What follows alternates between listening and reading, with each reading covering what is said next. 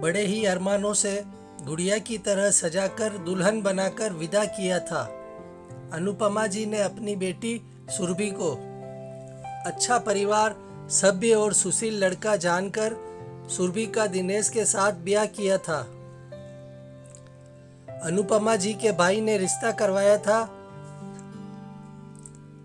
देखने में जितने सीधे लग रहे थे, शादी के बाद उतने ही तेज, मतलबी और दुष्ट निकले दिनेश के घर वाले।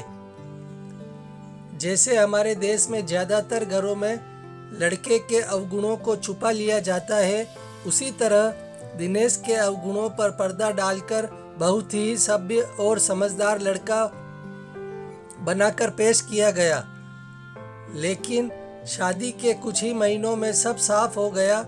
दहेज के लालची और मतलबी लोगों के बीच फंसी सुरभि सास ननद के ताने तो सह लेती, लेकिन दिनेश शराब पीकर जो नाटक करता, गाली गलौज और विरोध करने पर मारपीट पर उतर आता, उसे ज़्यादा दिन तक सह नहीं पाई सुरभि और अपनी माँ को सब कुछ सच सच बता दिया। अनुपमा जी ने जब बेटी की आंखों में छिपे आंसुओं को समंदर को देखा, उसके दिल में छिपे अपार दुख को देखा, तो टूटने की बजाय अपने आप को और भी ज़्यादा मजबूत बनाया और ले आई अपनी बेटी को इस नर्क से निकालकर, जहां नौकरानी से बढ़कर कुछ नहीं थी उनकी फूल सी बच्ची। हंसती खेलती चुलबुली सुरभि की रंगीन दुनिया को कैसे बेरंग कर दिया था उसके ससुराल वालों ने मिलकर, इसे भली भांति समझ रही थी अनुपमा जी। अगर पति साथ देता और अच्छा व्यक्ति होता तो छोड़ आती उसे वहां, लेकिन पति और भी ज्यादा दुष्ट निकला। ना उन लोगों के रिश्ते में प्यार था, ना एक दूसरे के प्रति निष्ठा। बस सुरभि ही निभा रही थी, वो भी दिल से नहीं, मजबूरी में। सुरभि को हमेशा के लिए घर लाने के फैसले पर अनुपमा जी की बड़ी बहू ने विरोध किया और कहा, माँ जी, आप सुरभि को हमेशा के लिए घर ले आई, अभी साल भर हुआ है उसकी शादी को, थोड़ा समय तो दीजिए, हो सकता है वो लोग बदल जाए। इस तरह घर ले आना तो कोई सॉल्यूशन नहीं है ना।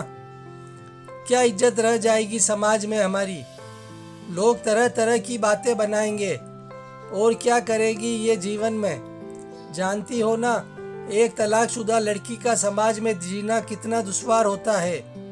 आप इतनी समझदार होकर भी इतना गलत फैसला कैसे ले सकती हैं। मुझे लगता है हमें दिनेश और उसके परिवार से बात करनी चाहिए। जेठानी जी की बात सुनकर छोटी बहू ने भी यही कहा, मम्मी जी, मुझे भी लगता है हमें अभी इस बारे में और सोचना चाहिए। 1 साल के रिश्ते में तलाक, लोग क्या सोचेंगे। दोनों बहुओं की बातें सुनकर अनुपमा जी ने कहा, समाज क्या कहता है, क्या सोचता है, ये तुम लोग ही सोचो। मुझे केवल मेरी बेटी के बारे में सोचना है। वो लोग सुधर जाएंगे, महज इस उम्मीद में मैं अपनी हंसती मुस्कुराती गुड़िया को वहाँ छोड़ दूँ मुरझाने के लिए। हरगिज नहीं, उन दुष्टों के साथ एक दिन भी नहीं रहेगी सुरभि। मेरी बेटी बोझ नहीं है, जिम्मेदारी है, मेरे जिगर का टुकड़ा है और इतनी ही जरूरी है जितना तुम सब। और सुनो, मेरी बेटी की जिम्मेदारी के लिए तुम लोगों को परेशान होने की ज़रूरत नहीं है। उसके पापा की पेंशन मिलती है मुझे और वह खुद नौकरी करेगी, पूरे आत्मसम्मान के साथ अपना जीवन जिएगी। मरते दम तक उसकी माँ उसके साथ खड़ी रहेगी। तुम लोगों को साथ देना है तो दो, नहीं देना है तो मत दो।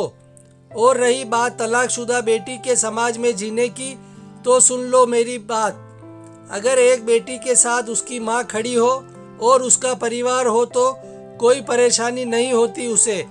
अपनी माँ के आत्मविश्वास भरे शब्दों को सुन अनुपमा जी के दोनों बेटों ने कहा, माँ, हम आपके साथ हैं, हमारी सुरभि कहीं नहीं जाएगी, जैसे पहले रहती थी वैसे ही रहेगी और भविष्य में कोई अच्छा जीवन साथी मिलेगा इसे तो दोबारा शादी करवा देंगे, लेकिन उस दुष्ट के साथ नहीं रहने देंगे। आप ठीक कह रही हैं, सुरभि नौकरी कर लेगी और आगे पढ़ना चाहेगी तो हम पढ़ा लेंगे, लेकिन इस तरह घुटने के लिए नहीं छोड़ेंगे। अनुपमा जी ने गोद में सिर रखकर लेटी सुरभि के सिर पर हाथ फेरा और अपने आप से वायदा किया, अब कभी नहीं रोएगी अपनी बेटी, रोएगी उनकी बेटी। उसे खुश होने का अधिकार है और उसे सारी खुशियाँ मिलेगी। अपने परिवार के एक गलत फैसले की वजह से सारी उम्र कष्ट नहीं भोगेगी। वो पूरे आत्मसम्मान के साथ अपना जीवन निर्वाह करेगी।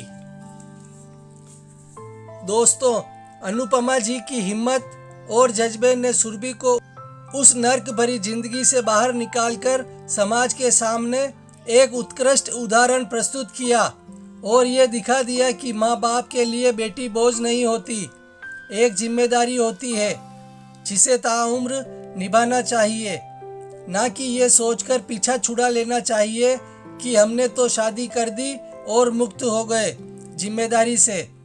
लाखों लड़कियां तो सिर्फ इसलिए ही ना चाहते हुए भी अपनी शादी निभाती है और जुल्म सहती रहती है क्योंकि मायके से उन्हें सहारा नहीं मिलता।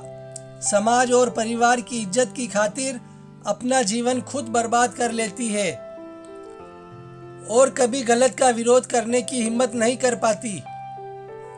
सब माँओं को, खासकर बेटी की माँओं को, अपने आप से ये प्रण कर लेना चाहिए कि हर हाल में वह अपनी बेटियों के साथ रहेंगे, शादी के बाद भी, और अनचाहा रिश्ता निभाने के लिए उन्हें कभी मजबूर नहीं करेंगे और उन्हें ये यकीन दिलाएंगे कि वे हम पर बोझ नहीं है, हमारी जिम्मेदारी है और हमेशा रहेगी।